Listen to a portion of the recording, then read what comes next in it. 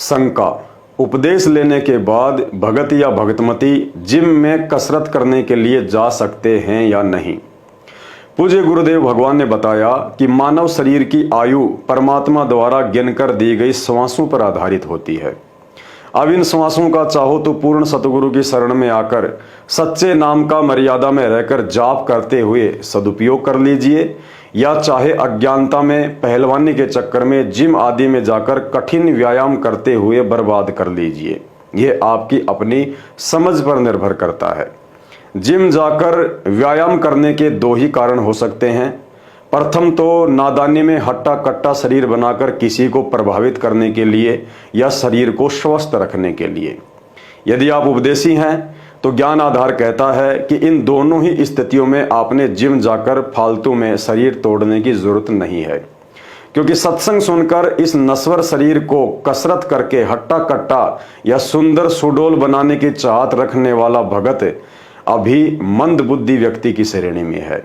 शरीर की सुंदरता हट्टे कट्टे दिखने में नहीं, बल्कि परमात्मा की भक्ति और दान धर्म करने में होती है।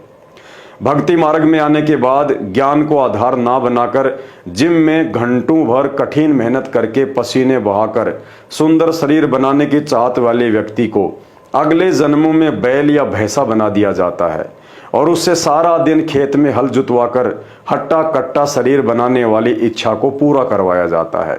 इसलिए ज्ञानी भगत इस तरह की बकवाद में पड़कर अपनी श्वासों को बर्बाद नहीं करता है।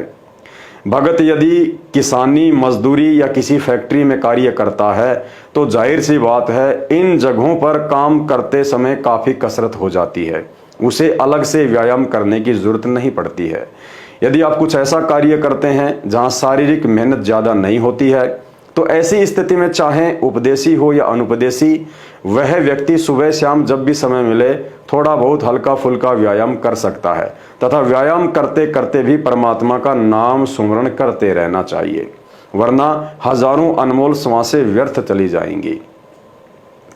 उपदेश लेने के बाद बॉडी बिल्डिंग करने या दूसरों पर अपना किसी भी तरह का प्रभाव दिखाने के लिए भूलकर भी जिम आदि में जाकर कसरत नहीं करनी चाहिए, क्योंकि यह शरीर मिट्टी है तथा इस मिट्टी को चाहे कितना ही सोना बनाने का प्रयास क्यों ना करो, अंत में वापस मिट्टी में ही मिल जाना है। गुरुदेव भगवान ने बताया कि नाम जपत कोडी भलो, चूं चूं पड़े जो चाम, वो सुंदर शरीर किस काम का, जाम मुख ना ही नाम। कबीरा ये तन जाएगा, सके तो ठाहर ला, एक सेवा कर साधु की या गोविंद के गुण गा। कबीर ये तन विष की बेलड़ी, गुरु अमृत की खान, शीस दिए जो गुरु मिले तो भी सस्ता जान। आज मजनू बनकर बॉडी बनाने में समय और श्वास बर्बाद कर रहा है।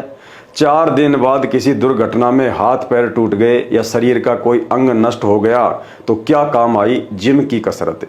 यदि मर्यादा में रहकर इन बकवादों से दूरी बनाकर परमात्मा की भक्ति करता तो वह दयालु मालिक आने वाली आपत्ति और दुर्घटनाओं को भी टाल देता और भक्ति करवाकर मोक्ष भी देता। अर्थात यदि आप उपदेशी हैं तो ध्यान रखें, शरीर की सुंदरता भक्ति करने से है, व्यर्थ में कठिन व्यायाम करके शरीर तोड़ने में नहीं। बाकी सुबह शाम हल्का फुल्का व्यायाम या दौड़ धूप करना गलत नहीं है। तो शंका समाधान में आज केवल इतना ही। शंका समाधान के और अधिक वीडियो देखने के लिए हमारे Facebook page Pawan Das is live को फॉलो करें। वीडियो अच्छा लगे तो शेयर करें। बंदी छोड़ सतगुरु रामपाल जी परमेश्वर जी की जय हो।